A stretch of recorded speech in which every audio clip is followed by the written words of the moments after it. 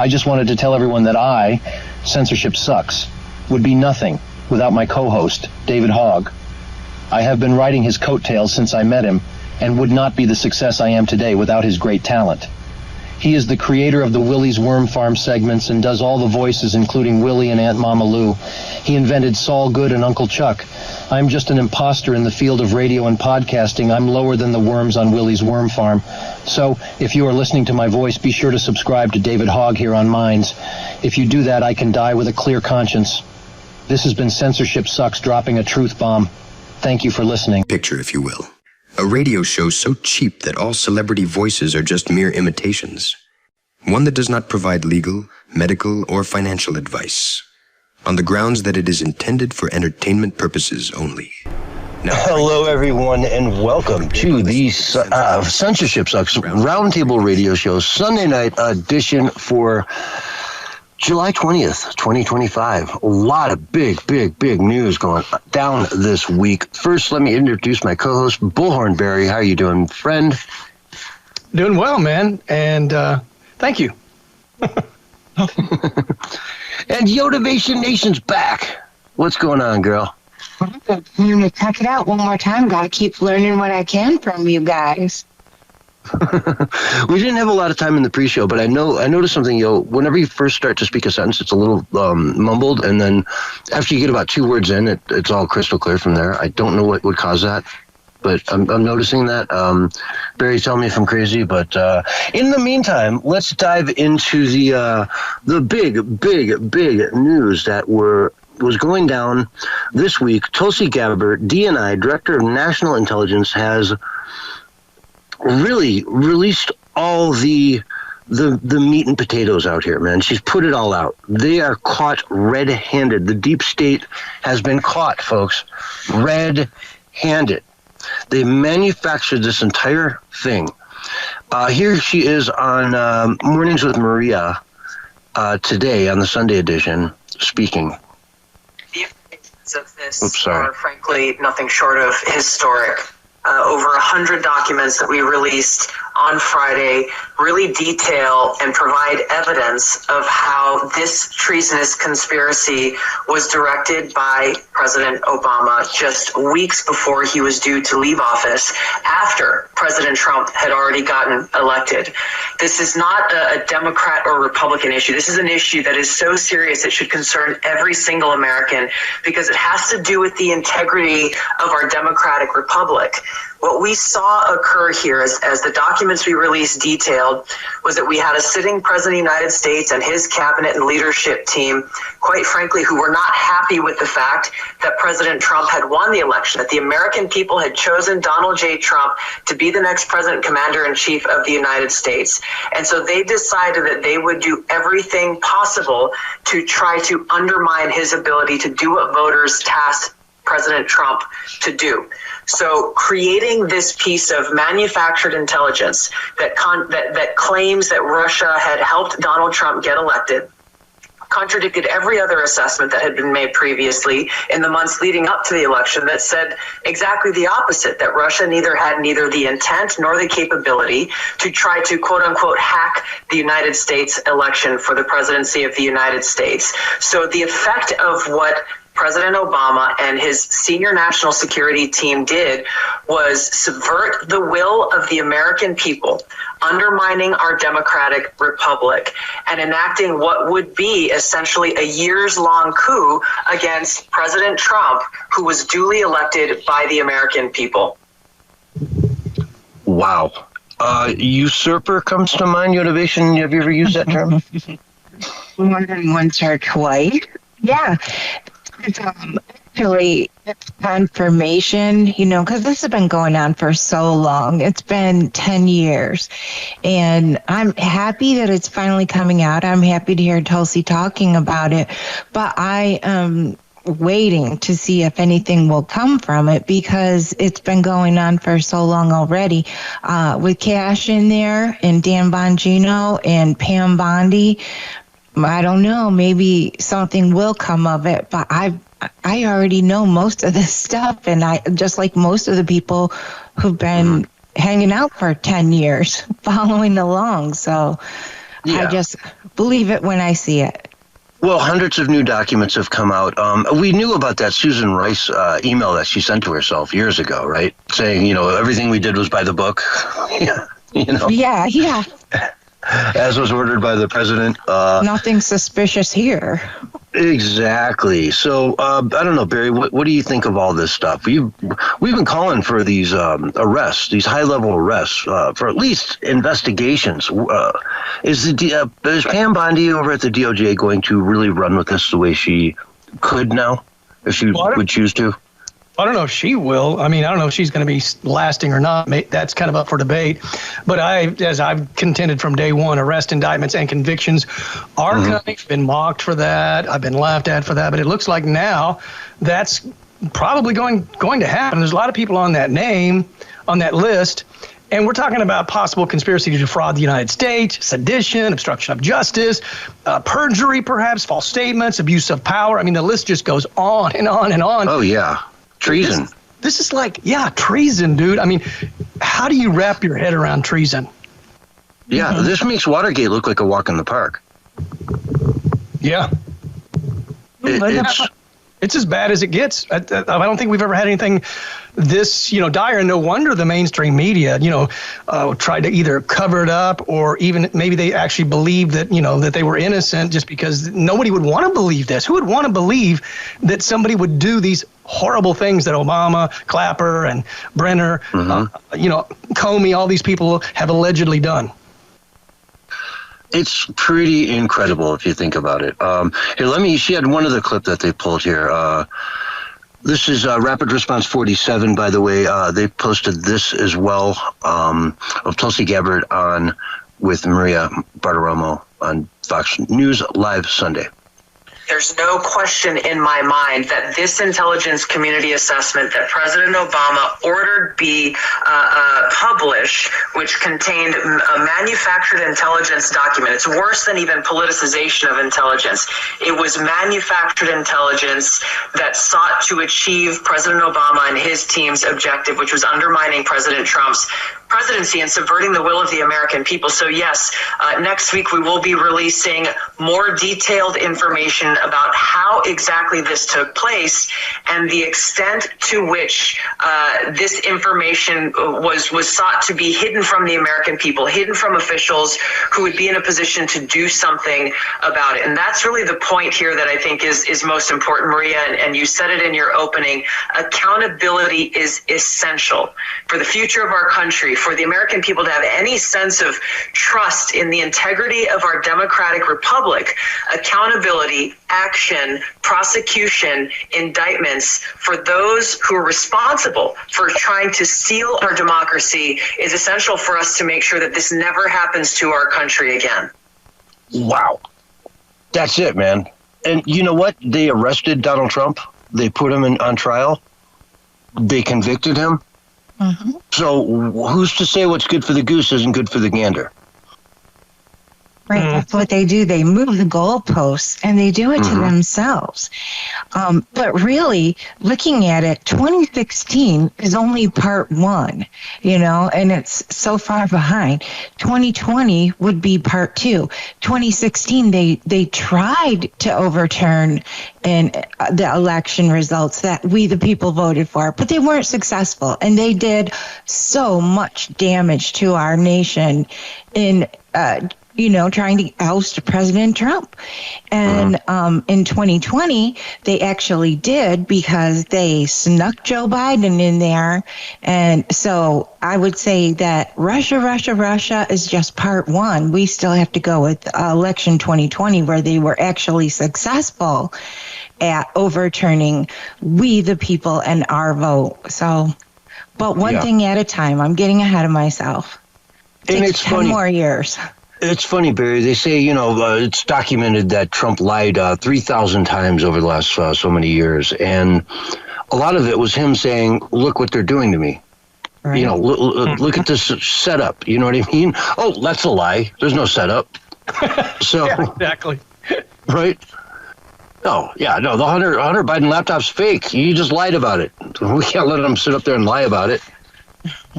Yeah, because their perspective was different than Trump's. I mean, even down to stuff like, when he would call the fake news.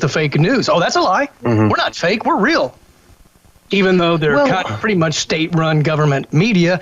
And Obama was the one that lifted that with the Smith-Mundt Act. Remember that? Mm-hmm. And I got to just say that when this whole dossier, this PP dossier came out, I literally almost spit my milk up as I was reading it. Yeah. They got him in some high-end hotel in Moscow, jumping up and down on the bed, naked with prostitutes, peeing all over the bed because Barack Obama allegedly slept in it 2 years earlier. Now, what? Yeah. So, how is that how are you getting Obama by peeing on a bed, right? You got to sleep there tonight, by the way, Well, Trump's a known germophobia, first of all. So the idea that he would allow anyone to urinate on him is just total absurdity, right? He wouldn't even shake people's hands after they've come out of the bathroom if they haven't washed their hands. I mean, he had a real phobia that he had to get therapy for to sort of deal with that and navigate that. I don't think he's ever really gotten over that. He still is kind of a germophobia. Mm. Yeah, I think you're right. Remember when Elon's kid wiped a booger on the desk and he had to go get it cleaned? Well, it's a Resolute desk. Yeah, you're going to want to clean that off. Even the Kennedy kids had to clean up their boogers under the desk. They knew better. You never wipe a booger on the Resolute desk, okay? Yes. Anyway, I don't know how we got here, but let's... manufactured. Yeah, manufactured is a thing, and they did such a bad job of it that I actually just thought it was comical when it came out. I was like, oh my God, this is ridiculously funny. There's no way that's true. I mean, they need to make it as absurd as possible so that they can make it somewhat believable, right? I mean, that's kind of their strategy, I think. I mean, sort of like these so-called, the Wall Street Journal with him painting the naked picture. We just might as well call Trump the doodler now. I've never noticed Trump to be a doodler, but apparently he doodles naked pictures of women now. If Trump is in a business meeting and he's bored to the point where he starts drawing pictures and doodles, he ends the meeting and leaves. Really dollar signs.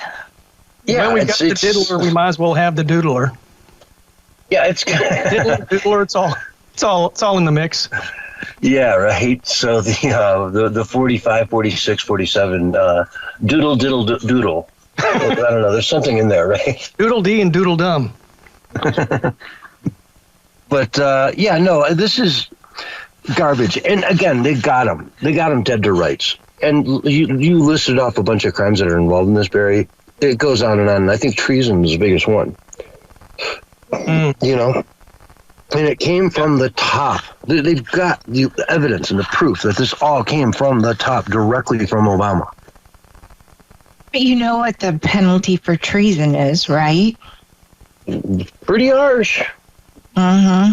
DEATH. Do you think that they would do that? No, nor would I necessarily want to see that. But if you're convicted of a capital, offense, then, the vast majority of your life in jail is probably what it's going to be. Or, I mean, because you're a former president, maybe it's a lockdown, house arrest. But, we get to pick the house, and it ain't going to be one you own.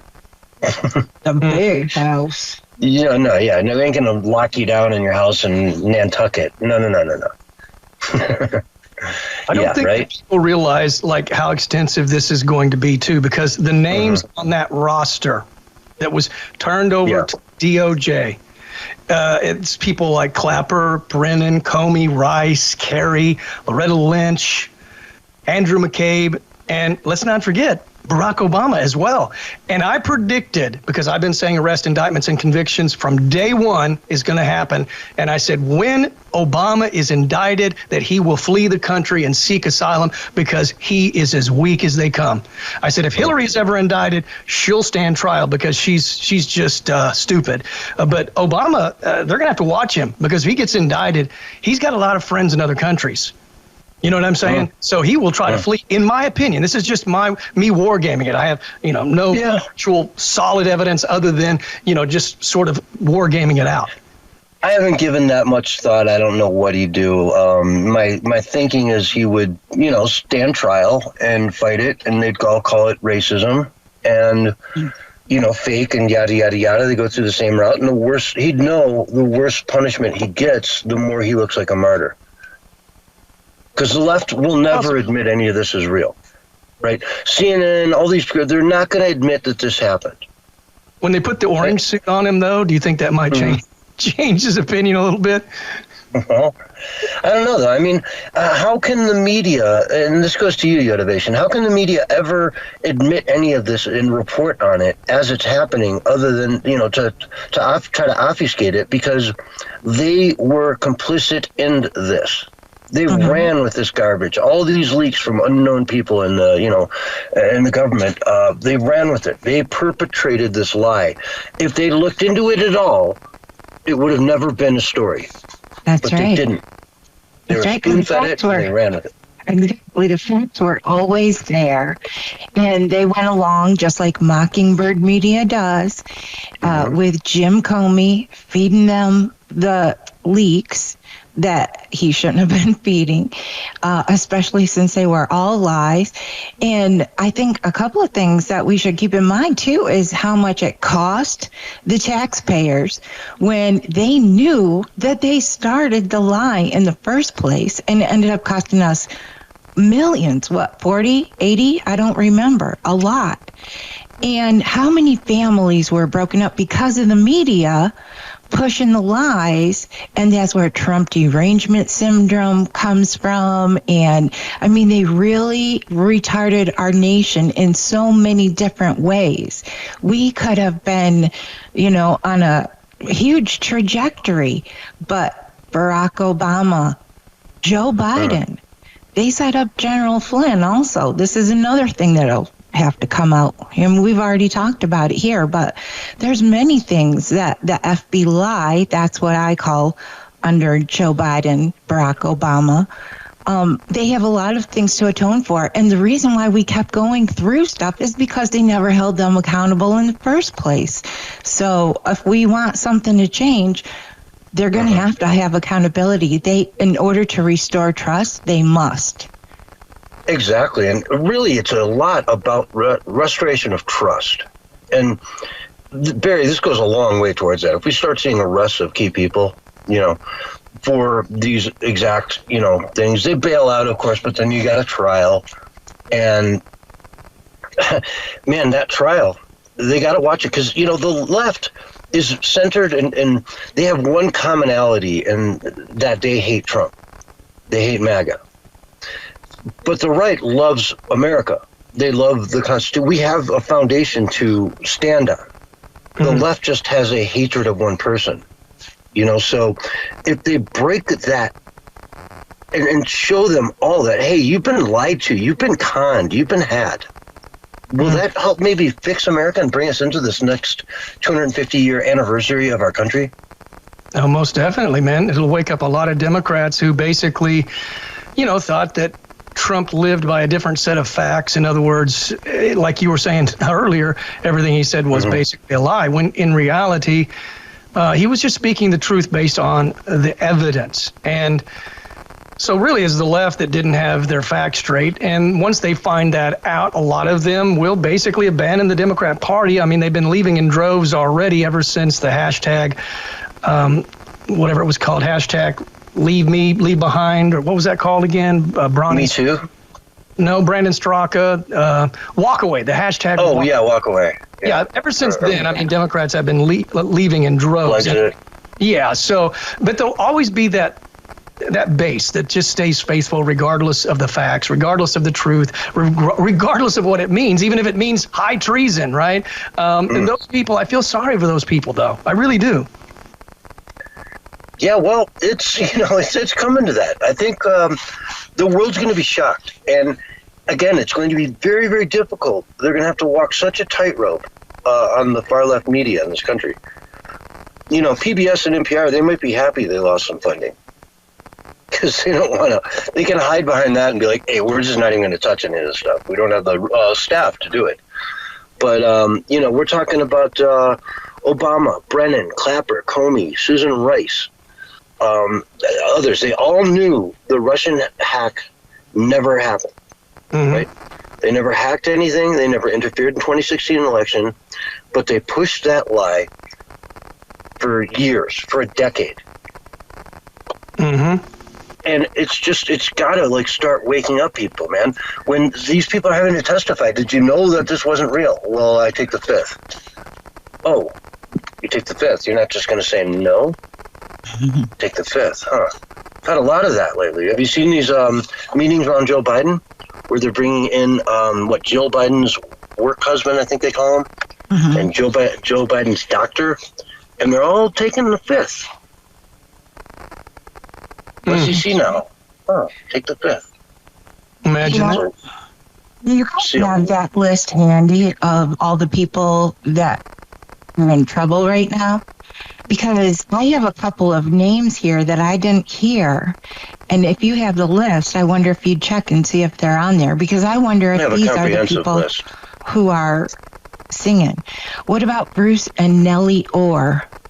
Oh, yeah, well, yeah. I mean, are they on the list? What about that Carmelio? Remember the dude, we couldn't even mention his name? Yeah, Eric. You weren't even allowed to say his name for like a year? Yeah, the name that shall not be mentioned, according to Adam Schiff. What about Rod Rosenstein? Is his name on that list?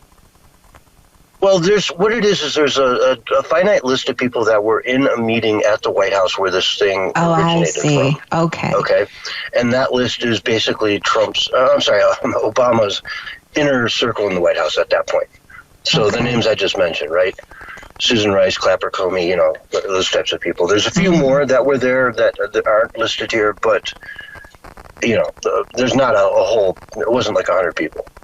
I don't know if I mentioned, but I know John Kerry's on the list as well. And that guy, man, he's a top globalist stooge.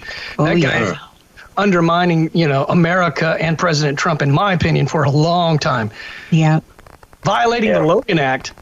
Correct. Imagine multiple times. Multiple, I'm sure. Getting into affairs when he wasn't even an elected official, right? Doing things, diplomatic things, when he wasn't even elected, when Trump was the president, the first time around. So, yeah, that guy, Kerry, I mean, he's not in his right mind, in my opinion. This is Steve Bannon the other day. He said, quote, "This is how duplicitous they are. This is how guilty they are. Ben Rhodes, Obama, all of them are going to rot in prison. This is why we got to get on top of this. This is the deep state. This is a coup against Trump." And remember, they put him in jail for this stuff. Yep. When they put up a lot of people in jail over these made-up lies that have now been exposed and are going to only be more and more and more exposed. Yeah. Roger Stone, Paul Manafort. There was somebody else in there. Yeah, that actually went to jail for a period of time over all this garbage. That's so right. I hear that and I look at that, and these people are out for some revenge, because you don't just send these people to jail for garbage, for nothing, for made up stuff. Because they have committed to the lie that they were. That's what they have to do. They had to cling on to it, or they would be in the situation they're in right now 10 years later. CS, you asked the question, will this wake up Democrats? Well, I have a question for both you and Yo. Will this wake up the fake news? Like, how are they going to report on this if there actual are indictments and there's trials being held? How will they navigate that? How will they mitigate that to make it look favorable towards the corrupt establishment and continue to make this, anti-Trump stuff? Will they do that, or will they shift? Or will some shift and some not? I mean, this could be a big turning point for so many different things. So what do you guys think? Who was it? Was it Jake Tapper that just put out that book detailing Biden's decline? Yep. That was total mystery to him, but here's the scoop, man. I didn't see this personally as a news journalist, but now, after the fact, it kind of turns out he was senile the whole time. So they almost have to put that pretzel suit on. That same type of narrative, yeah. Yeah, that, like, all of a sudden he writes another book about, you got Potato Head coming out with a book about how, the Russia collusion thing was fake, and how we were all bamboozled. As it is to all of us, it turns out that it was actually right, believe it or not. Yeah, but Trump is still really bad. Yeah, he's still the orange man. Still really bad, yeah. But, yeah, that might have been fake. But we didn't know anything about it because we're journalists and we don't look into these things. Exactly. That makes sense. Yeah. It's because of that where all this independent journalism came from, because they pushed and forced our hand. So we had to start our own shows. And look at that. I mean, here we are. I don't know if we would be here if we hadn't gone through all of this. Mm-hmm. And we watched it all unfold in real time. In real time, we watched this all unfold. It wasn't a lie to we didn't ever fall for this stuff, and I wasn't a big Trump fan going into all this. When he first went down the escalator, I was like, dude, please don't, just please don't. And then he started with the tweets, and I'm like, oh man, this is just not going to end well. I'm like, I just was not a fan of Trump. I didn't vote for him in the primary, but then he won the primaries, and I saw how even the GOP reacted to it, and I was mad. I was pissed off. The people had spoken. What do you mean he can't be the guy? I don't like him. You don't like him. Whatever. He still won. And then I started saying, okay, let's give this guy a second chance. And he won me over. And then he had his first term, and he did fantastic. He did most everything he said he'd do. Mm-hmm. He messed up a few things, but I think in the second term, the few things that he messed up in his first term, he's addressed immediately to large degrees, i.e. Doge. Doge. Getting rid of government waste is critical at this point. Our finances are on a trajectory straight to bankruptcy, but they're doing smart things. They're bringing crypto back into the United States with all the crypto week that we just had. All those bills passed. Now we've got the stablecoin, the Genius Act. We have all these things that are going to add on and add on and add on to the pile of things that will be developed here in the United States versus going overseas. And we were very close to a point where crypto was going to be regulated to such a point in the United States that everybody says, why bother? Let's go to Japan or, Singapore or wherever, right?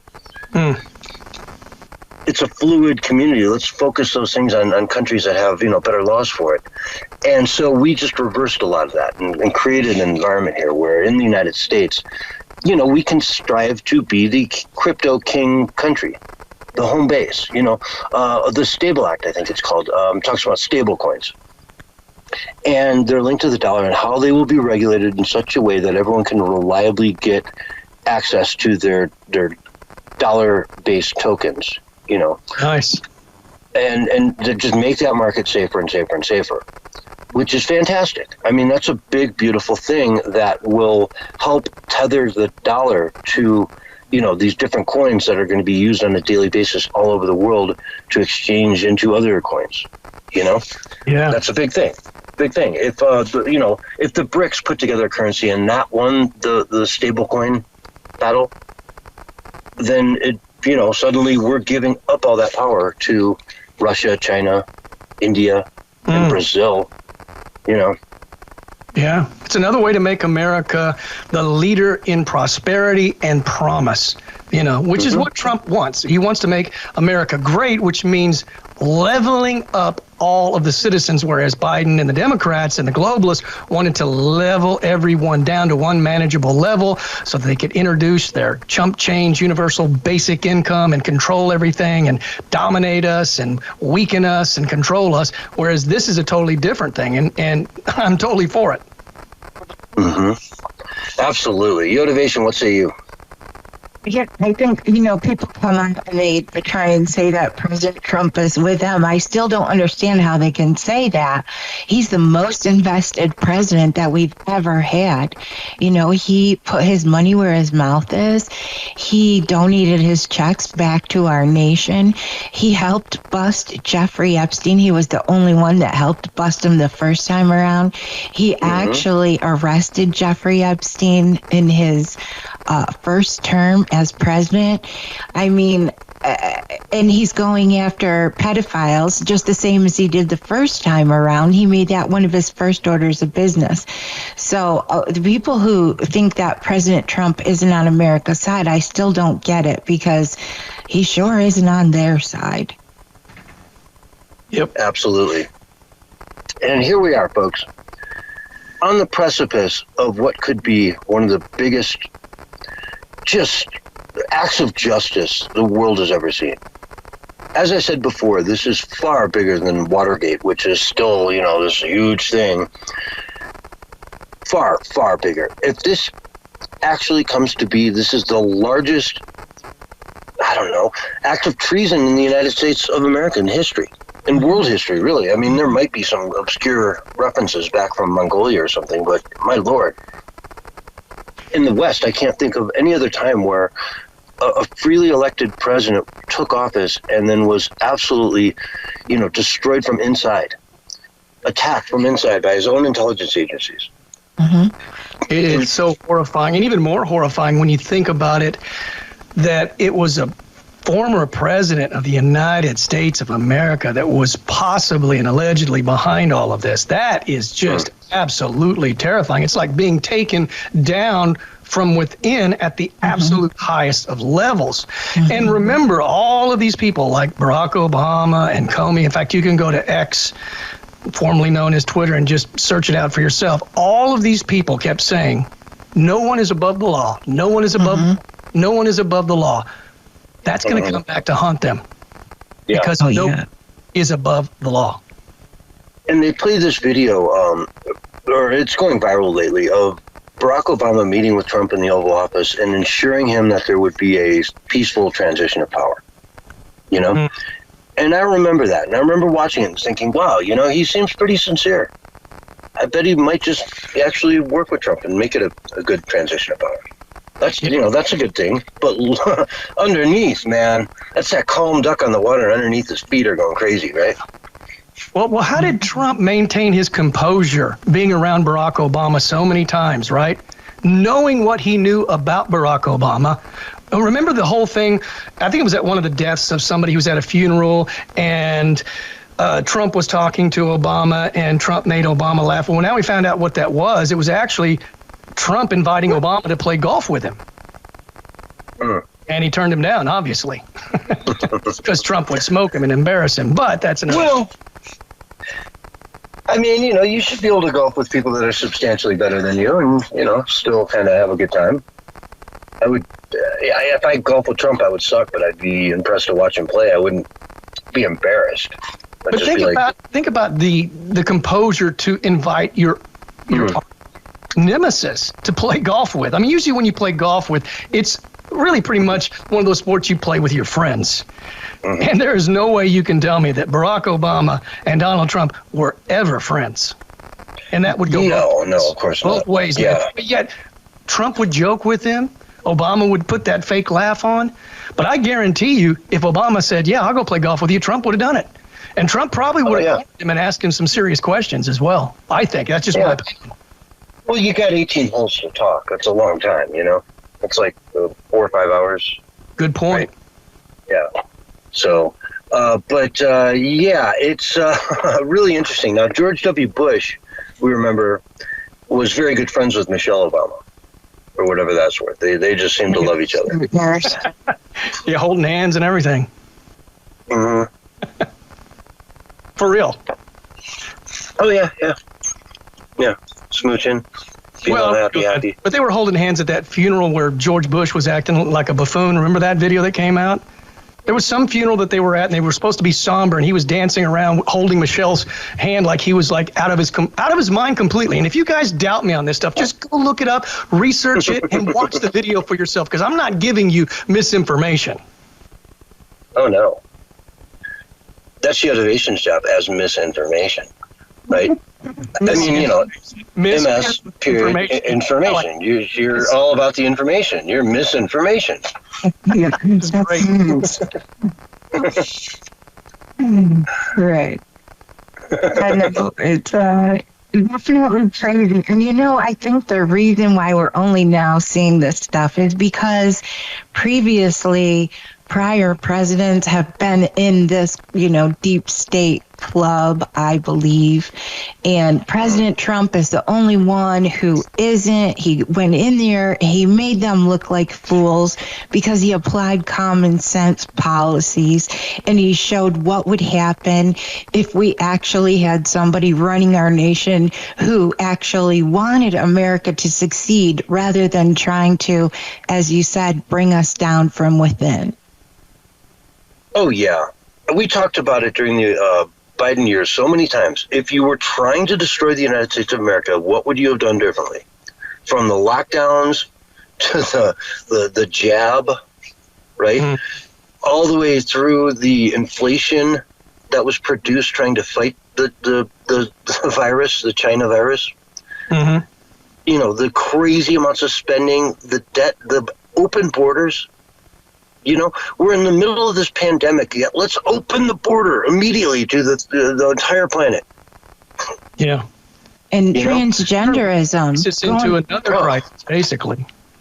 On and on and on. Yeah. The whole to Barack Obama. He's the one that started all that transgender stuff. Remember, Targets were just starting to put those transgender bathrooms in while he was still in office.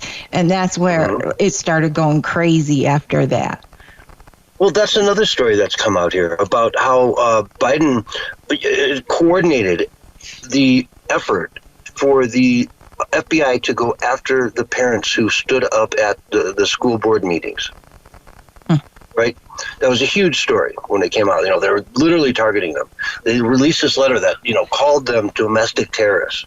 Mm-hmm. Parents that were concerned about, like, weird gay books in their kids' school when they're 5 years old. They're reading about, you know, how to give a hand job.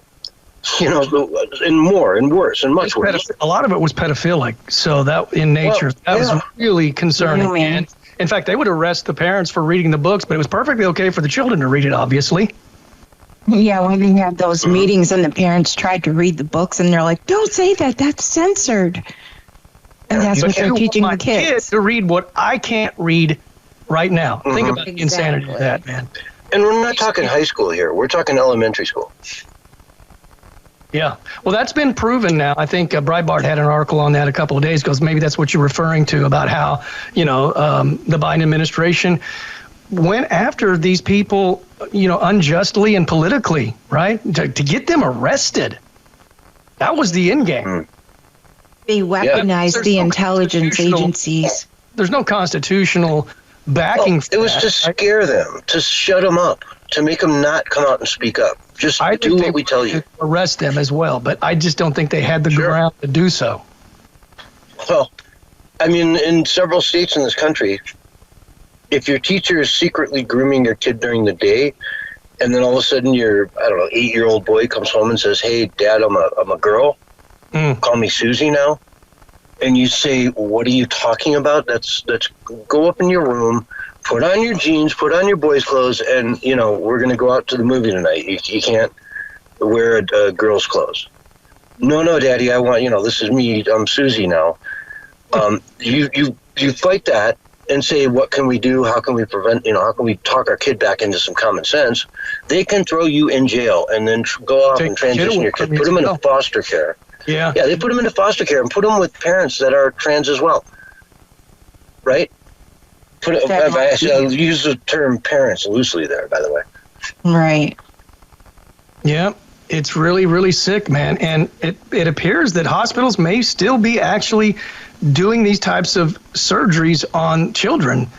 And I think that the doctors that do this should be fully prosecuted to the full extent of the law and have their license taken away from them and thrown in jail, man. I mean, to do this to an innocent child is just, it's barbarous, it's evil, it's deranged, demented. Don't they have to say something like do no harm? Yeah, do no harm, exactly. I mean, that is just straight up harm. And it doesn't lower their suicide rates. You know, it increases. They're in this bad place where they're suicidal, and they say, "I want to be a girl. I need to be a girl," and then boom, you're a girl. And it's not that dream world you thought it'd be. You're just a dude who looks like a girl, kind of. You know what I mean? Mm-hmm. It's still the same thing. Nothing changes. You're just, the people around you don't see a girl; they still see a dude, even though you had some major stuff going on down there. Yeah, I talked to a contractor and changes. Yeah, go ahead. He had a transgender that worked for him, and he said it was a girl who thought she was a dude until it came time to do dude work, so even if you think you're a dude, when it comes down to it, you got to do dude stuff. Exactly. That's like the WNBA complaining about, not making their fair share. Well, if you want to make your fair share, go play in the NBA, not the WNBA. Go to the NBA. If they hire you, you'll get your fair share. Anyway, folks, we got to go to break. We'll be right back with more Censorship Sucks Roundtable Radio Show right after this. There are people in most countries who would like to live in the Republic of the United States or the Dominion of Canada, where that good Olga coal is sold. The citizens of our free countries are the envy of many people elsewhere because of the personal freedom which we have enjoyed. Why then doesn't every country adopt a form of free government? One answer is that, unfortunately, there are people and parties in many nations who are so greedy for power that they will sacrifice the freedom of their fellow countrymen to obtain power for themselves. History, even recent history, is replete with such instances. That is why the citizens of the Republic of the United States and the Dominion of Canada must be careful to recognize at its very beginning any movement to steal or limit their freedom. That is not always easy. The man who would enslave a free people doesn't begin by saying, "Now I'm going to be your dictator." Instead, he probably will claim that he is a devoted supporter of personal freedom, but all the while he will support policies that weaken and undermine personal freedom. Such a man will deny any totalitarian aims, but free citizens must not be deceived by such denials. Apparently, it is a cardinal principle of every sincere totalitarian that he is justified in lying, if such lies will advance his plans. In these times, no public figure and no party or organization supporting such a person can be accepted without careful consideration. Every public figure and organization must be carefully scrutinized, and if their real aims are to limit or to destroy our freedom as individuals, needs each American to dedicate himself to its preservation. Hello, everyone, and welcome back to the Censorship Sucks Round Table Radio Show. And, this is a short segment in the show, and I always like to pick out some fun stories to talk about here. So let's talk about the Coldplay concert, where the CEO of a company called Astronomer and his head of HR were caught on the kiss cam. Have you guys seen this? Oh, yeah. Oh, yeah. Who hasn't? Caught on the kiss cam, and they're just embarrassed. As soon as the cam goes up there, they look away like they're guilty as hell, and the lead singer for the band calls them out on it, and it goes viral. And next thing you know, now had he just leaned in and kissed her real quick, nobody would know. Yeah, if nobody would have really thought much of it, it wouldn't have gone viral, and they wouldn't have got caught. But they flipped out for good reason too, because they're all embraced with each other, and yada yada. They're both married, or what? At least he is. No, they're both married. Yeah, both of them. Okay. Yeah. So the Philadelphia Phillies have their mascots, right? And so during the game the other night, they were doing the kiss cam. Okay, so they go to all these people, and they had a bunch of people set up where they just made fun of it, like they were, a bunch of dudes, and all this stuff, and then they get to the mascot with the pink-haired female mascot in his arms, right? And their mascots both just start hiding and imitating the way they were reacting.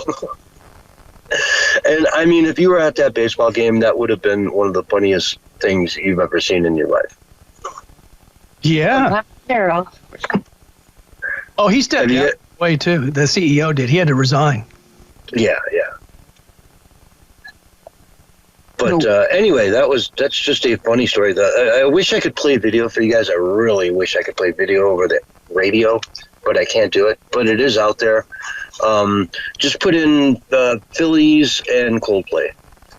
It is kind of satisfying, isn't it? Seeing a big tech CEO getting busted like that. There's something very satisfying about that, unfortunately. Well, they were up to no good. They were shenanigans, right? Shenanigans, man. And they got busted. When we see shenanigans, we like to call them out. Who knew that a Jumbotron could be so effective? And honestly, it was just their reaction. They flipped out so hard. They were just guilty, Oh, yeah. There's that one freeze frame where, the CEO's eyes are just like, just super duper big, like Adam Schiff's eyes or something. Yeah.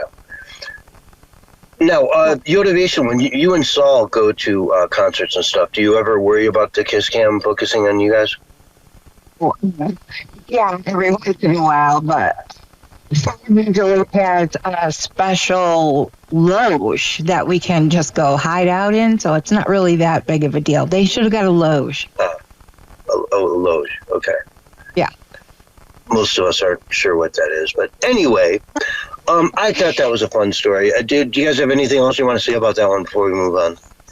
I just wanted to add that the woman that was being embraced was apparently married to this guy that's named Andrew Cabot, who's the chief executive of Privateer Rum, a Massachusetts-based alcohol maker, and he's also apparently an ancestor to the original Andrew Cabot of 1750 to 1791. I found that quite interesting, who also was a rum distiller and successful American privateer during the American Revolution.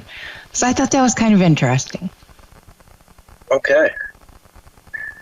In other news, the son of Isaac Hayes Jr., Isaac Hayes III, came out and made a statement about his dad's actual experience on South Park. And if you guys, I don't know, Yotivation, are you into South Park at all? Do you know much about it? I know who the little characters are, but no, I don't really watch South Park. Have you seen Chef? Do you know who Chef is, if I mention that guy? Yes. Okay. Isaac Hayes played the voice. He's the big black cook, the chef, makes lunches and everything at the school, and they're always asking him all this advice, and he's just the biggest womanizer in the world. And he was a Scientologist, Isaac Hayes was, and they made an episode ripping on Scientology. These guys made an entire award-winning Broadway show that was the bestseller for 10 years on Broadway, called The Book of Mormon, that just ripped on Mormons, right? So they ripped on Scientology with an episode called In the Closet, where Tom Cruise is just sitting trapped in a closet. He's in the closet, if you know what I mean. Yeah. Yeah. And so basically that episode ran the first time, then it ran the second time. And around the time that it ran the second time, Chef had a stroke, IRL. And Scientology jumped in that window there to basically get him off the show, to eliminate him from South Park. And that's kind of where it all went down. In other words, he died not long thereafter. His voice recovered enough for him to try to go do some touring, but it didn't work out, and he, passed on. Unfortunately, as we all love Isaac Hayes to, the end of the earth. But, his son came out and said it wasn't him that had any rift with South Park. It was Scientology that stepped in there, and, some people within the church made those decisions on his behalf while he was in a very bad place. And I don't know, they made the final episode after all that where they killed off Chef and they resurrected him as Darth Chef. which, if you guys saw that episode, you know what I'm talking about. I know a lot of people out there do listen to this, and some of you have no idea what I'm talking about. So I don't want to go too much further into that. So I don't know. Any comments, guys? Rest in peace. What's that? Rest in peace. Duff. Oh, yeah. Yeah, he was, Isaac Hayes, man, he was just such a great artist. And then all of a sudden, out of nowhere, when South Park took off, they on the team, I don't know how they did that, but he was so perfect as Shop. Hello, children! Just so good as Shop. He really was just a beautiful addition to the show, and something that, we can't get back. But anyway, folks, we're going to go to break a little bit early here, and we'll come back a little bit early, but this is the Censorship Sucks Roundtable Radio Show, Sunday night edition for July 20, 2025, and we'll be right back with Hour 2 right after this short break. For almost 2 centuries, Americans have enjoyed the valuable privileges of freedom. Now, freedom needs each American to dedicate himself to its preservation. We must not allow our liberties to be endangered by neglect of our duties as citizens. During this year of rededication, join with your fellow Americans in reaffirming the principles on which this country is founded and the safeguarding of those principles. Make it your business to see that federal, state, and local governments are conducted honestly. Help to maintain the good morale of your sons and daughters in the armed forces. Learn the facts about all candidates and issues. Then vote for the one you believe in. Make the most of every minute on your job. Produce as much as you can, and thus increase our military and economic strength. Work for better schools and a better community. Guard your American heritage of freedom. And we're trying to pick up some of the slack for NPR because they've lost some of their funding. So for tonight, for the next hour, we're going to speak in this type of voice to just simulate a little bit of what NPR has lost to the market. So, on that note, let's bring in our first guest. Barry, you ready to welcome in our first guest? I am ready to bring in the first guest. Okay. His name is Willie, and he's a worm farmer from Florida who also has a cricket emporium in North Carolina. Willie, welcome to the show. How are you? Yeah. Hey, man. Hi, NPR. Hey, they need money, man. I signed on the NPR the other day, and all of a sudden, just out of the blue, they blocked what I was reading. They blocked what I was reading to tell me they need money. Hey, that's all the more reason not to go to NPR, man. Willie, we'd like it if you could at least speak in just a little lighter tone. Just a slightly lighter tone. You know what I'm saying? Yeah, Willie. Okay. It's a mood we're trying to bring to the show in the second hour. Yeah. Could you do that for us, or is that? I won't talk about, man. I can't do it, man. Y'all crazy, man. And if you're incapable of doing it, we can bring in Saul from Beverly Hills. Who was originally scheduled for this time slot, but our producer overrode us and gave the time to you. But we could bring in Saul. Yeah, no, hey, look at here. Hey, here's what I want. Hey, Yotivation Nation. Y'all got that Yotivation Nation out there? Come on. We sure do. Okay, Yotivation Nation. Hey, Censorship Sucks. I thought we weren't doing this segment of the show today. I thought we were just going to do the news type stuff in this slot. Yeah, what happened? Well, come on now. That was the plan, but we thought we could bounce some of the news stories off of Willie from Waldo. Is it Waldo, Florida? I don't know. It could be that cricket emporium up on the other side. You just never know. Yeah. Or even Sandy Run, South Carolina. Yeah. Whatever happened to that Willie, Bitcoin tell us about mine? Carolina. Do you like living in Carolina? Yeah, hey, South Carolina, man. Hey, Yotivation Nation. Hey, I want to hear you really talk just like the same them. thing. Hey, hold on a minute. Wait, let's talk about South and North Carolina. I think they're pretty much just the same thing. Yep. We should call them Carolina because you have the Carolina Panthers, right? Yeah, man. And they aren't North or South. It's just Carolina. I think they should just be one state. Hey, look at here, Yotivation Nation. Hey, let her talk. I want to see if she can talk like y'all talking. Hey, Yotivation Nation, let me hear your NPR voice.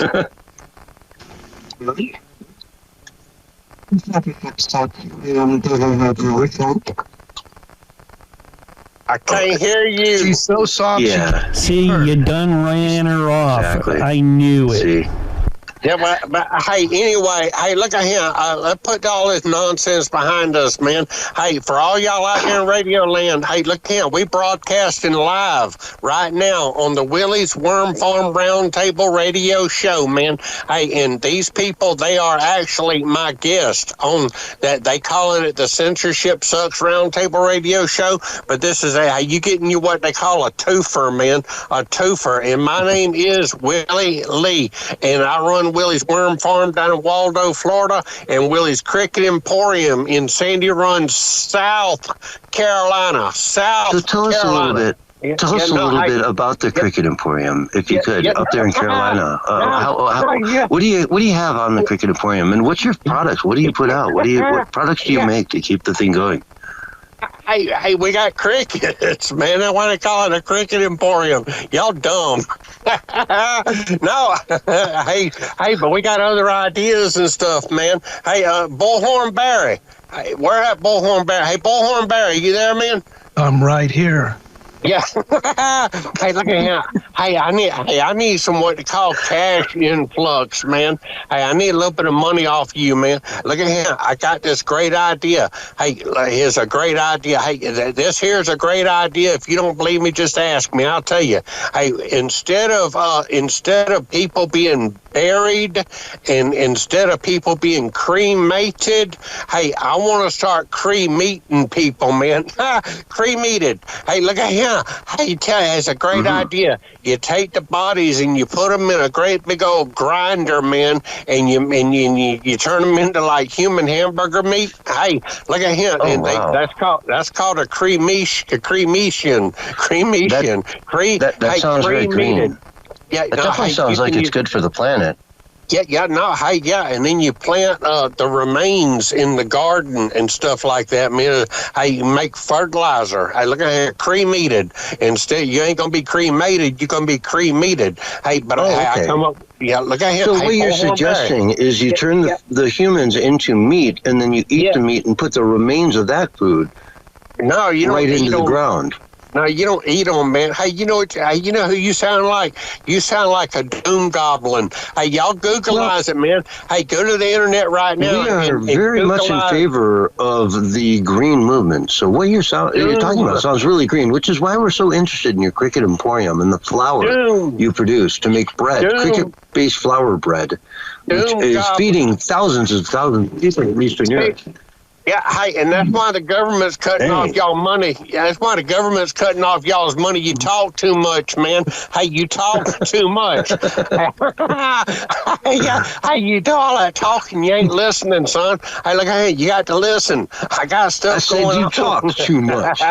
You talk too much. Boy, you never should. Oh, you talk too much. You talk was that too Run DMC? much. Like a hen now. You talk too much. You talk too much.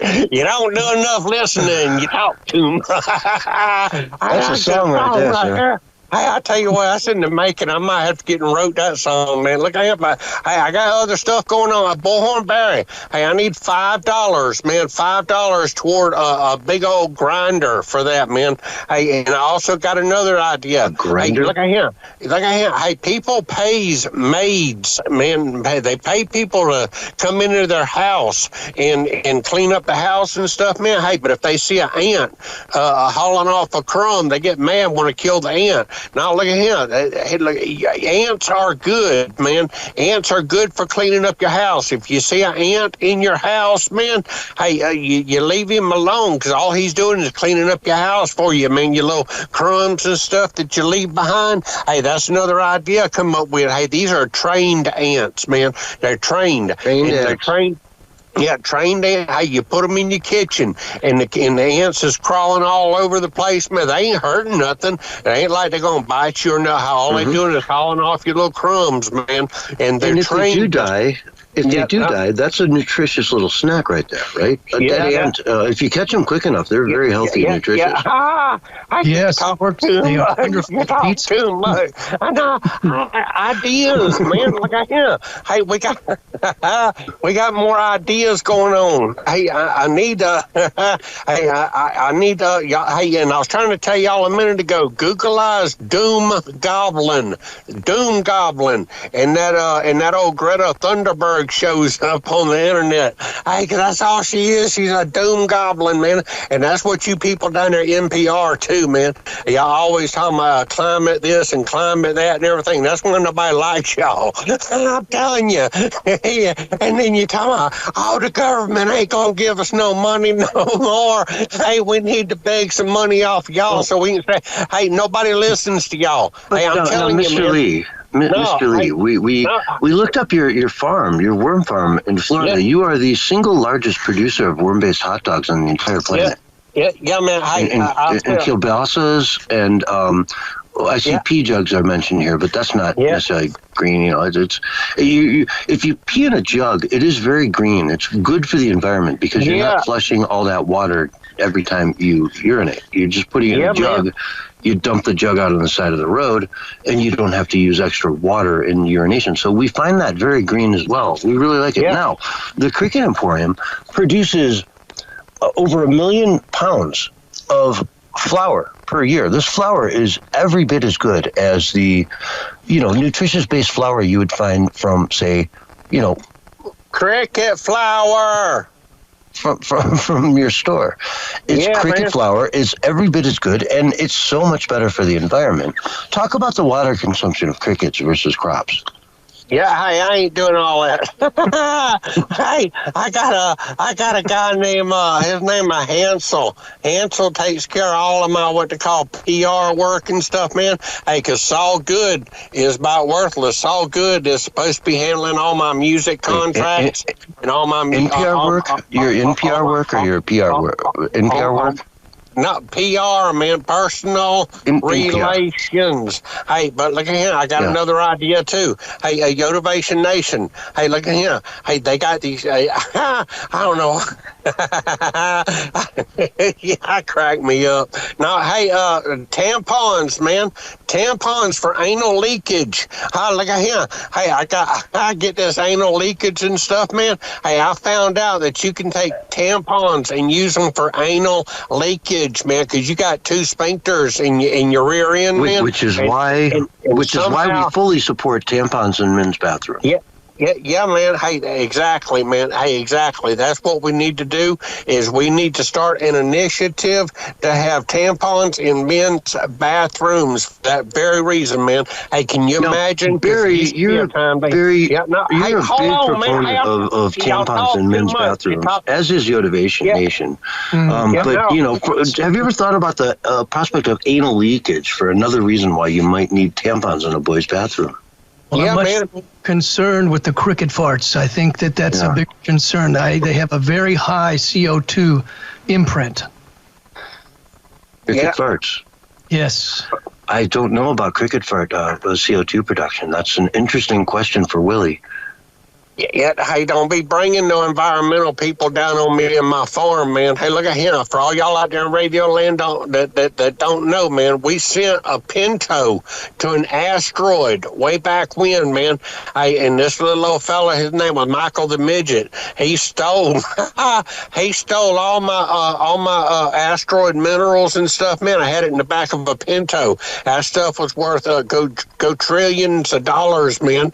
Hey, and the Pinto come up missing. Hey, and I found out that the Pinto, what he done, we turned the Pinto into a rocket ship, and he went up on that asteroid, and he took a vacuum cleaner and vacuumed up all these minerals and stuff like that, man, and put it in the back of the Pinto. He come back down to the earth, and then he hid it in one of my glory holes, and that's what I got around the farm down in Waldo is glory holes, man. Hey, I dig these holes in the ground, and I doggone. And I fill the holes up with water, and the kids, the college kids, they come up from Gainesville, and they get on the outbuildings, and they holler, "Glory hole!" whenever they jump off into the water, man. Yeah, but one of my Pintos is in one of my glory holes. With all, hey, there's a bunch of money too, man, and gold bars, man, and rifle safes. I had 5 rifle safes, man, full of gold bars that Daddy left me, man. Hey, and they down in the bottom, and I keep trying to drain out the glory holes. And what happens is every time I try to drain out the glory hole, man, hey, it fills right back up again. I think I got some kind of something going on. I need to figure out where all that water is coming from, and that's something else I need Motivation Nation for. Hey, because she's rich, I'm telling you, man, because I seen her mansion. She got a great big old mansion up there in Colorado with a big old moat around a Colorado. Yeah, no, she got 2 places. She got one up in Ohio, and she got one in Colorado too, man. Hey, she got money. Motivation Nation, where you at? And how does that affect global warming? Motivation Nation gone. She gone like a freight train, gone like yesterday. Gone. Now, hey, they all kind of. I want to talk about global warming. Hey, I had some global warming is the key that ties every American together as far as their support of the elimination of Donald Trump. Yeah. Hey, speaking of elimination, here's what I want to know. Did y'all talk about them people, man? Hey, they was up on a screen and they worked for a big old company and then they got caught kissing or hugging or something, man. Hey, y'all see that, man? Yeah. Yes. That was covered in the mainstream news. We didn't cover it because we didn't think it was worth our listeners' time. Yeah, no. Hey, here's the thing, though, man. Hey, the guy come out. Hey, his name was Andy Byron. He got caught with some old girl on the kiss cam.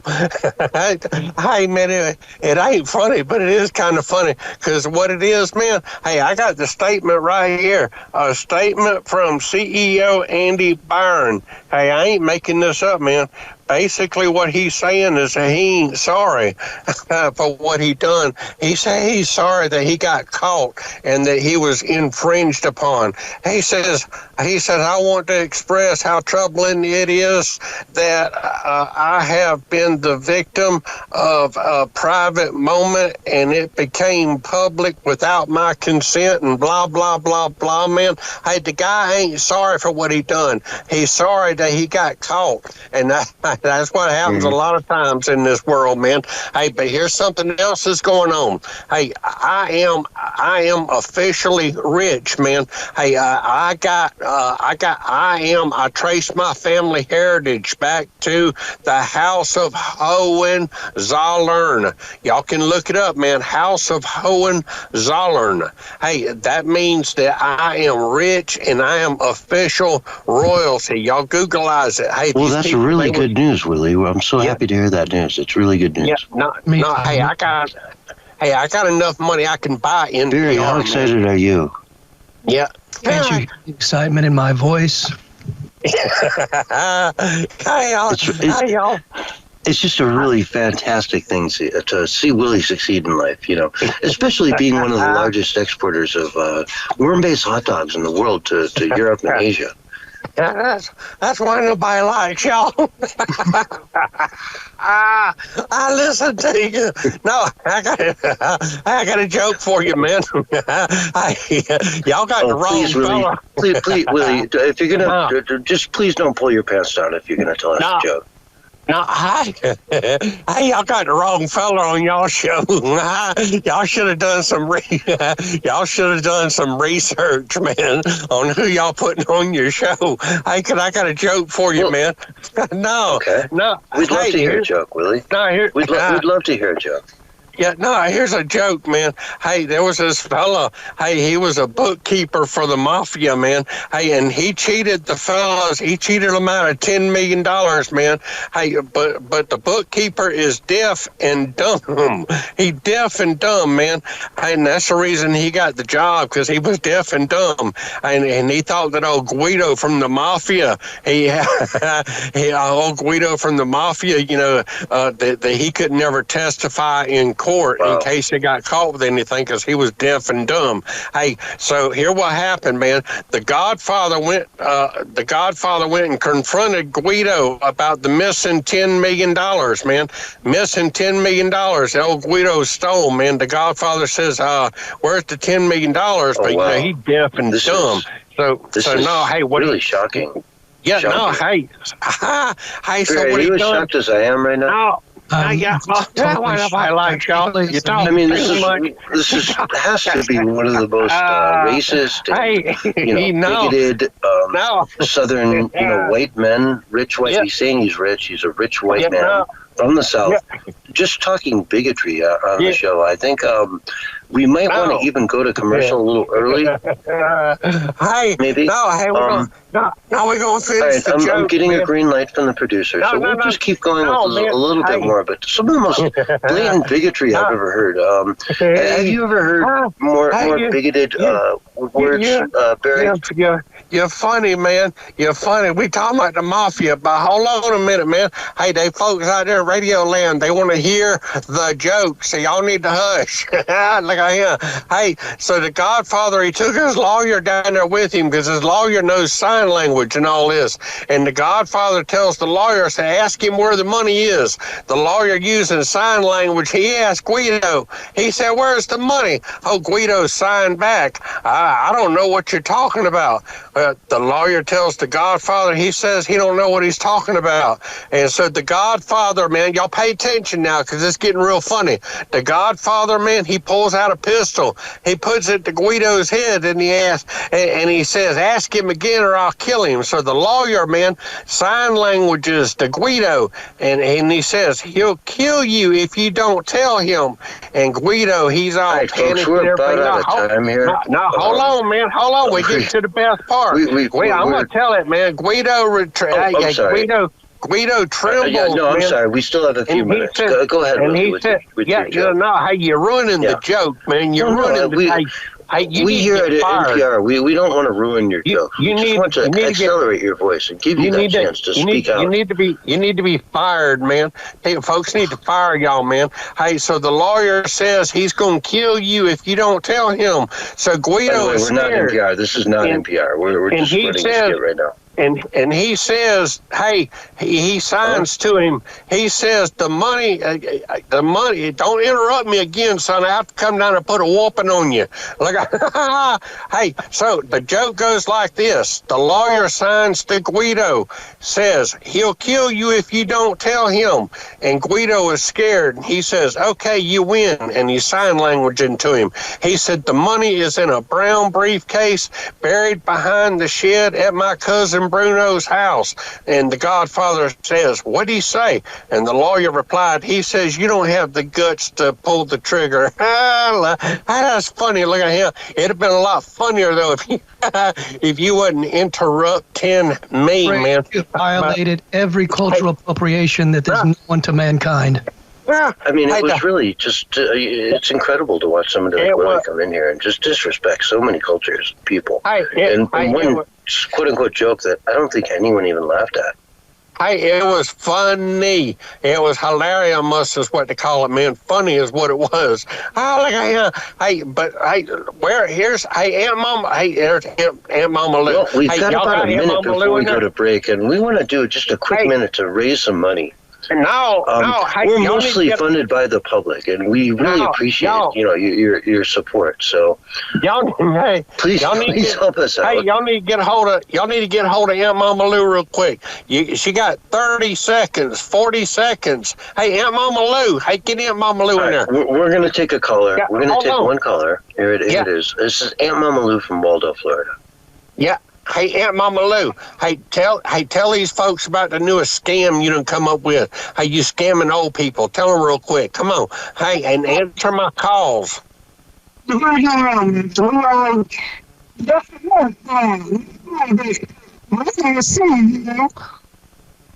Whatever button you pushed on your mic, you got to unpush that button. Yeah, no, there's a major issue with your microphone. I think you got to turn off your radio. Anyway, folks, we're about all out of time. So we're going to thank you so much for listening to this segment of the Censorshipsucks Roundtable Radio Show. We've got one more segment still coming up, so stay tuned. Don't go anywhere. It ain't time. But we've got to go to break. We'll be right back after this.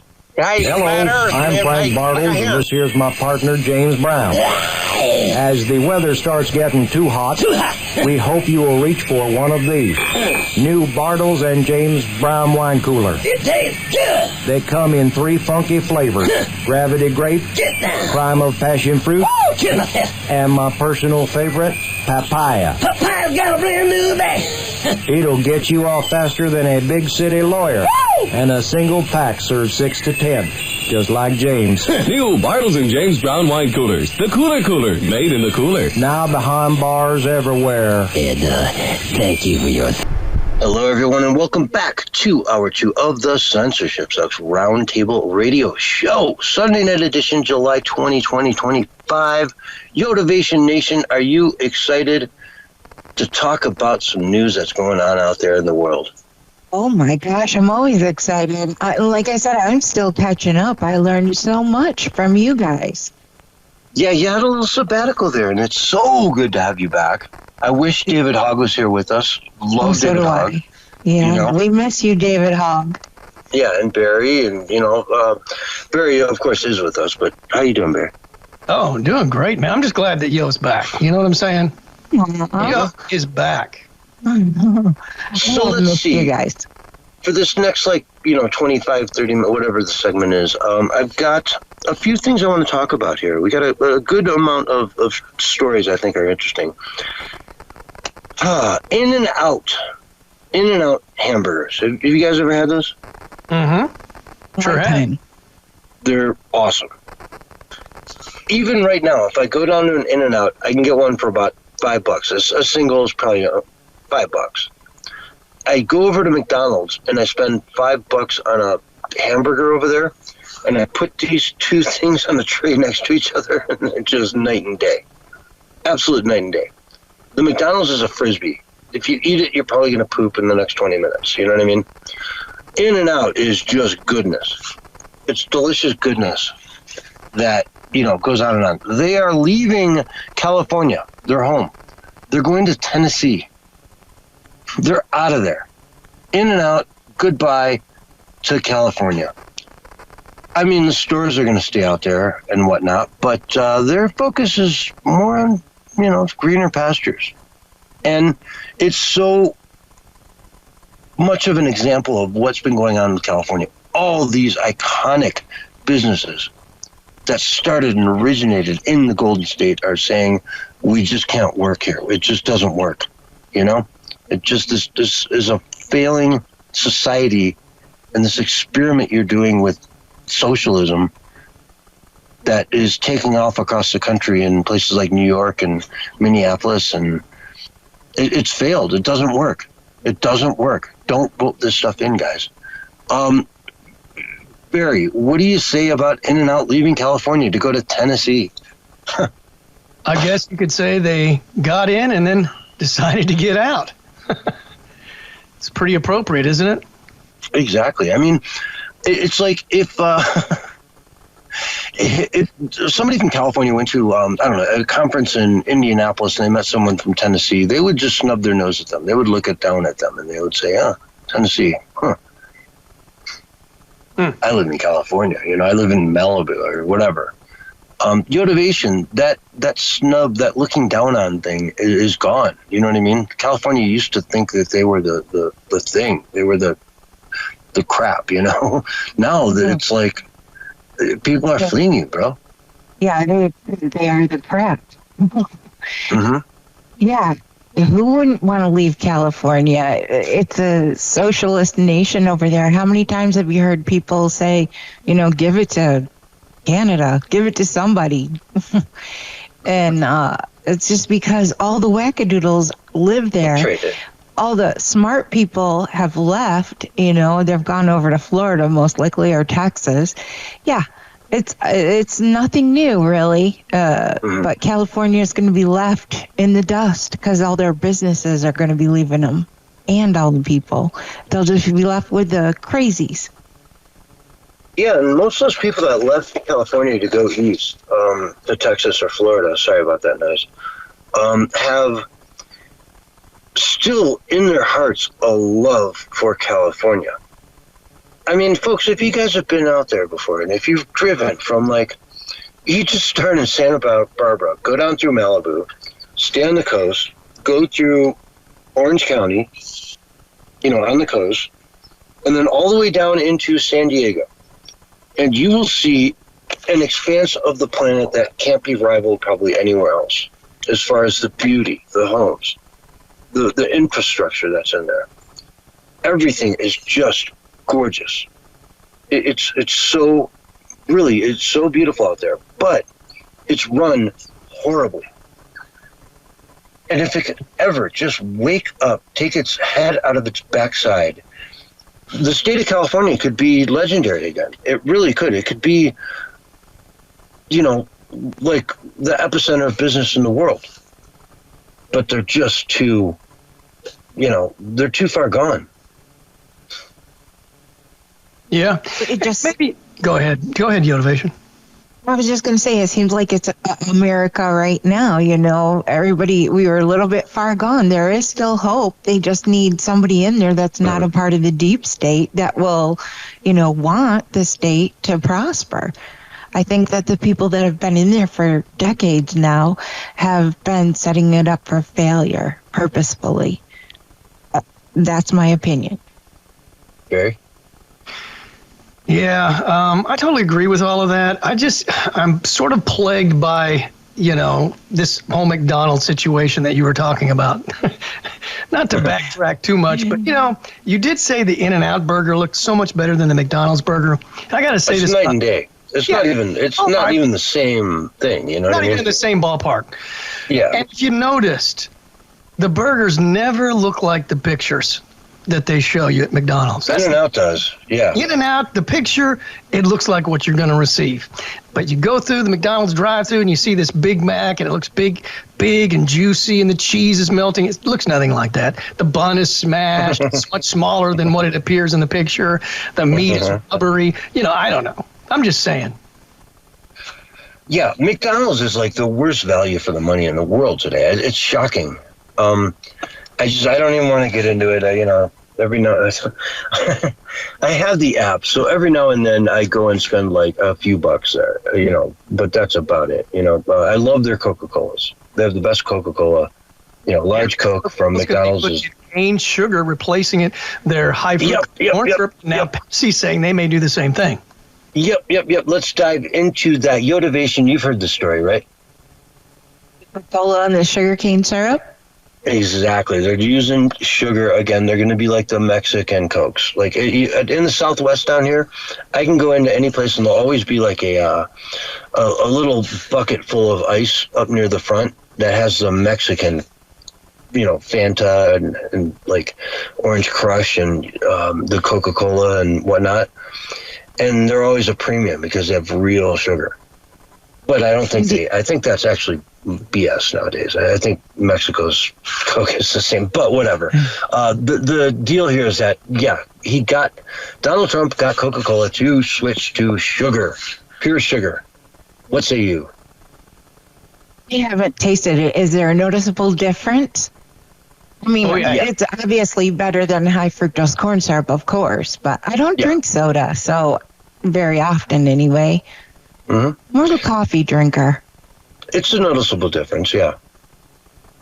Well, it's definitely going to be better for us because that high fructose corn syrup triggers hormones that, causes bad things to happen. So that'll probably eliminate that, which is huge because a lot of people do drink the sodas. So we'll see. I don't know. I'm curious. Much better. I mean, of course, high fructose corn syrup is the cheap way to go about sweetening your product.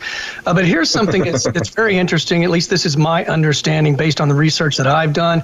If it doesn't say pure cane sugar or cane sugar and it just says sugar, That is probably GMO sugar from beets. So that's another thing, and that's not natural either. So I'm not, and they say glucose syrup as well. That could be from beets as well, GMO beets. So you really need to look at your labels and see either pure cane sugar or cane sugar, and then that's at least something that's somewhat natural. And let's also not forget the origins of Coca-Cola, right?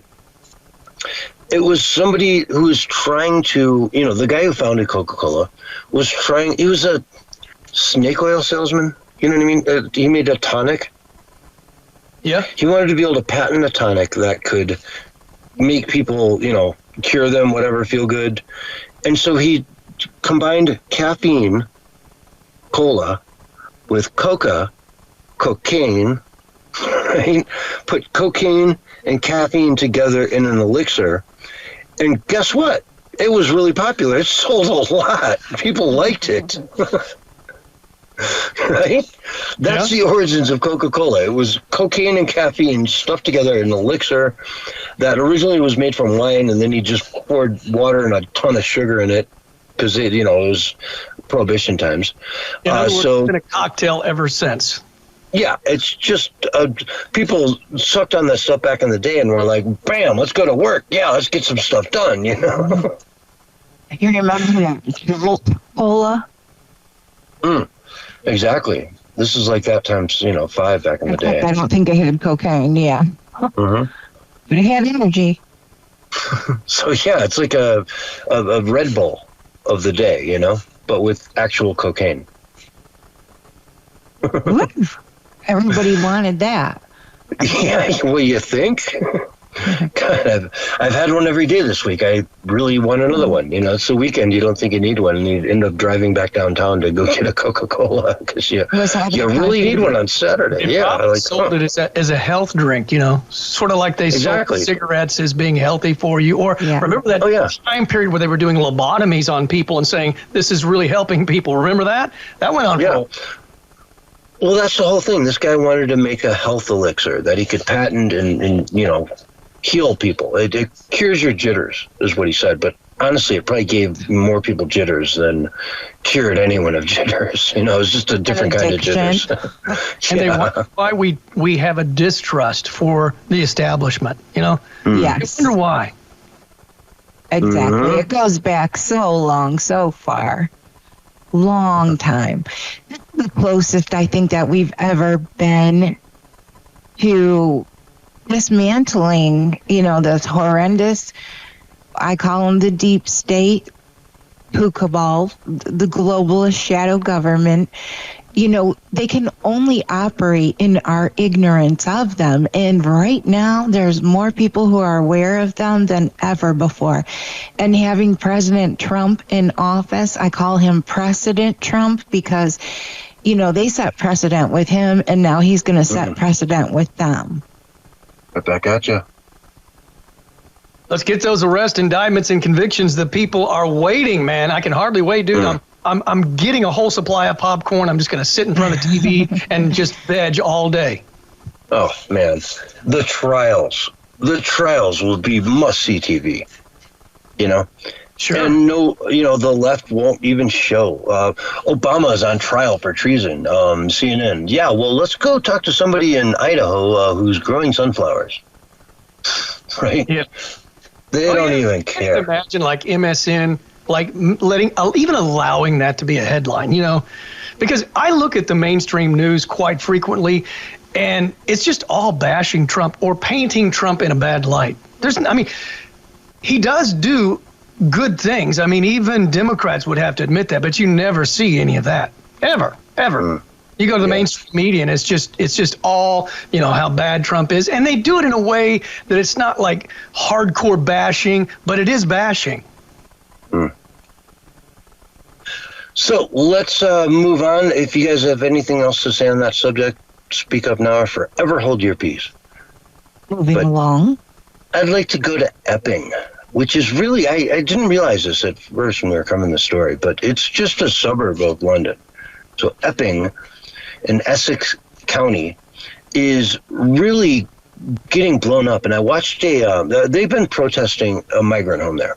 One of the people in that migrant hotel came out after 8 days in the country and decided to start hitting on 14-year-old girls.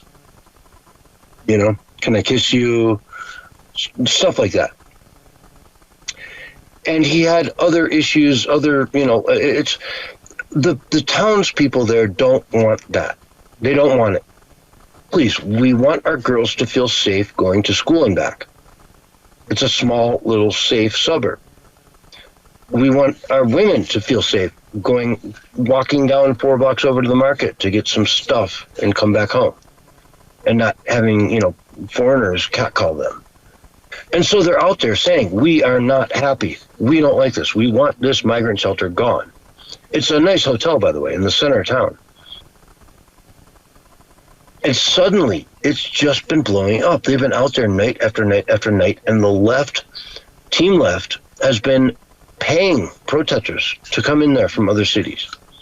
They have chartered buses, the whole 9 yards, signs that have all been, printed at the same place and put together by the same people. They hand out their 20 signs. They all go out there, and they start saying, you guys are racist. Migrants are welcome here. And just people in the town are like, hey, it's not safe for our kids to walk around. Migrants are welcome here, fine, but not in these numbers, not in our town. And it's going to be a big issue. Something's going to happen here. Yotivation, let me throw you the mic. What do you think this is leading to? The failure. You have to expect it. You're letting these people in from other nations who are not assimilating. They're not there, to help make your nation better. They're there to take over and to impregnate people and make more of their people. So, and especially, they go after the young children. 14 is kind of old for them, is what I understand. Oh, man. One of the things that caught my interest in this, one of the most recent nights where this was going on, was that, there was the counter protesters were very small compared to the people in the city that were right there on their home turf saying, we don't want this. They pushed them out, and then the people in the hometown, they started getting hostile towards the police. And all of a sudden, Antifa types started showing up and smashing the cop cars on behalf of the townspeople. You follow me? Yeah, Antifa's always the tip of the spear whenever any of this stuff goes down. I think January 6th, right? Antifa was right up in front wearing MAGA hats, breaking windows, right? Right. The same thing here. So they were making it look like they were infiltrating, is what they did. It's going to be reported. They'll show on these far right protesters were kicking out, cops' lights and stuff. They'll show the video, and that's what they'll see. They'll just see somebody dressed like Antifa doing that. Now, are they Antifa or who are they? You're dressed in black. I don't know who you are. But they were behaving exactly like Antifa, and they were allowed by the locals to sort of be that tip of the spear. They didn't stop. No one said, hey, stop that. We don't want to kick out the cop car. They spent all day clashing with the cops. So, Barry, go for it. Well, it seems like they're promoting criminal activity, which is really what the left has been doing for the longest time. They actually seem to defend those people time and time again. And, we've had a problem with swimming pools as well. And they've actually had to ban some of the refugees. When some places, just the refugees all Switzerland, from swimming pools without having their social worker with them because they were, touching the girls and the women inappropriately, sexually assaulting. I would imagine there were probably rapes as well. You just see this popping up, week after week. Surprise, it worked, right? Boom. Oh, yeah. And then when the assaults stop because there's this ban, then the left goes nuts and they demand that they, change the policy. And then it's back to rapes again and the sexual assaults and the inappropriate touching and the inappropriate, just jesters and things like that. And like you're saying, these people don't understand our culture. So you know what it comes down to, Barry, is that like all of a sudden the locals won't go to that pool anymore, and it'll all just be migrants. Well, right? yeah, so their migrants are sitting in your pool having a good old afternoon. Yeah, there's no women to be seen for a mile away, but hey, it's still a nice afternoon. But meanwhile, all the locals who built the pool can't go to it. They're just sitting at home sweating, going, "Man, it's hot outside. I wish we could go to the pool." And what is that? What do you call that? Insanity. That's subjugate. That's you got a white flag out. Man, you got out the white flag. You're surrendering. I mean, it's even worse than that, man. I mean, when you just allow lawlessness just to run rampant and you defend it, it's kind of like that transgender that was, getting his medal taken away from him at some track race or something like that, and he was suing. He's suing for being fraudulent, for defrauding the system, for defrauding the people by pretending that he's a woman when he's clearly a man, a biological man. So this is the world of the upside down. The Stranger Things of the upside down is what I like to call it, because it reminds me of that show, where this dark entity is trying to take over our reality, and that's the way I view all this stuff. It's just like dark demonic thing that's just like trying to, I don't know, overtake us. It's very strange, very bizarre. And if we don't resist it and we don't stand up against it, they will steamroll over us because they are relentless. These people are mobilized, they're organized, and for whatever reason, they think they're in the right. Yep. Got anything to add to that, yo?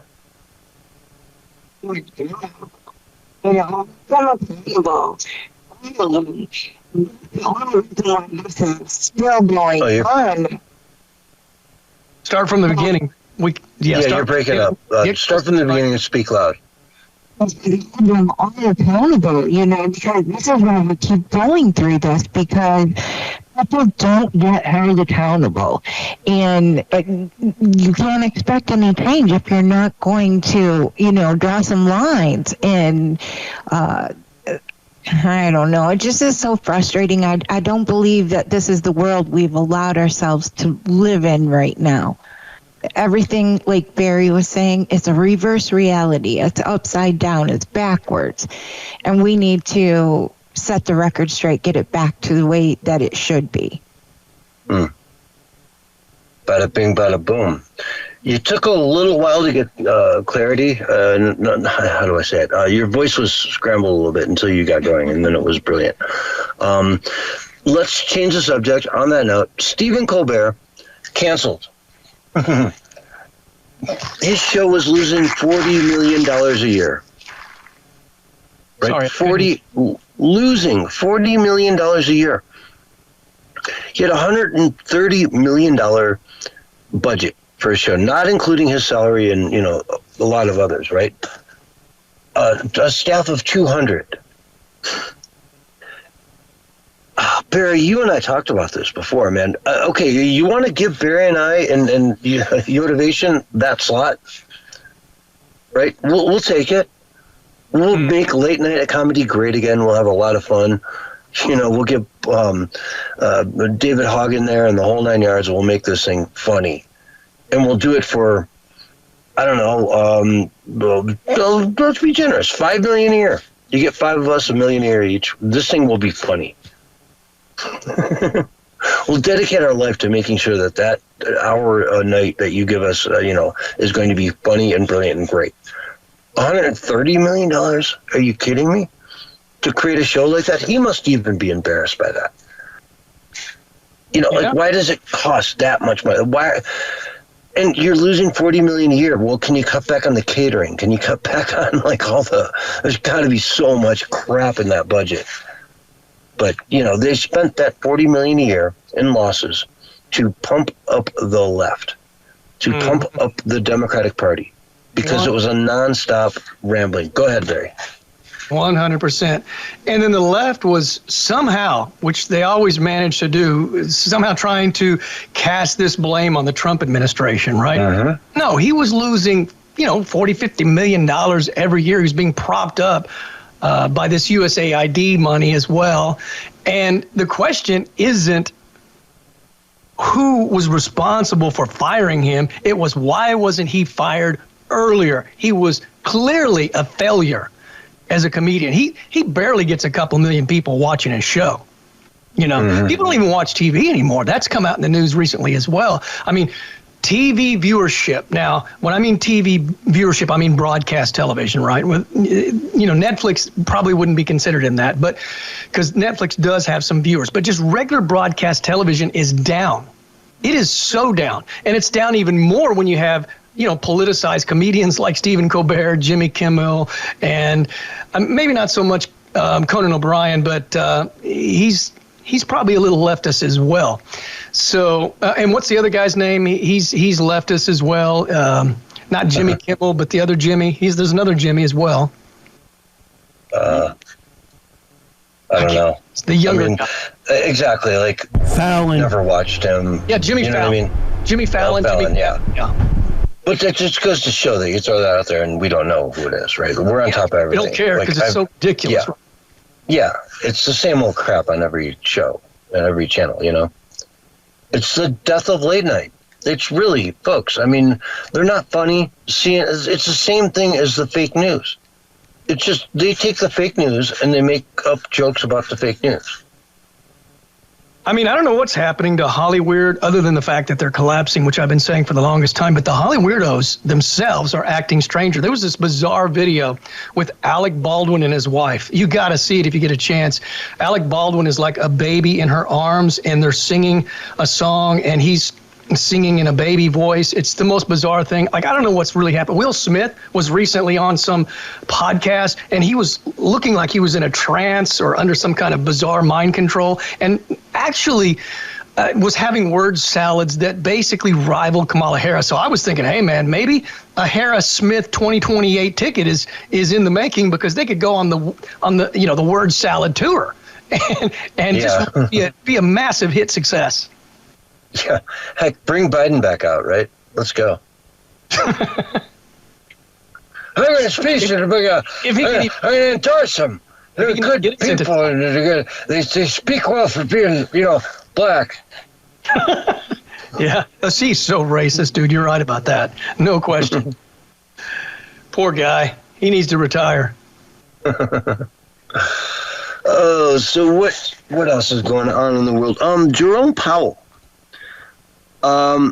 He's been referred to the DOJ for perjury over the multi-billion-dollar renovation that's been occurring over at the Fed building.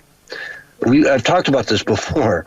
$2.5 billion renovation, and he sat before Congress and said, "No, we're not doing this. There's no private, elevators to private dining room. There's none of that. It's not Versailles, right? They were calling it Versailles on the Potomac. It's not that. It's not Versailles. It's not marble everywhere." Crazy. This thing is out of control. They're trying to get rid of him. He will not lower rates. Right? He's the chairman of the Federal Reserve. He will not lower rates. And they're pushing and pushing and pushing, saying, get out of office, because, man, if they lowered rates, we could save like $500 billion per year in our budget on interest. But he won't do it, Yeah, he's doing great thing. He's trying to Trump-proof our money. Well, he's trying to not let the American economy take off the way it could. Well, that's what I mean. Isn't that what the people that are trying to Trump-proof are doing? They're trying to basically stop the MAGA agenda of making America great.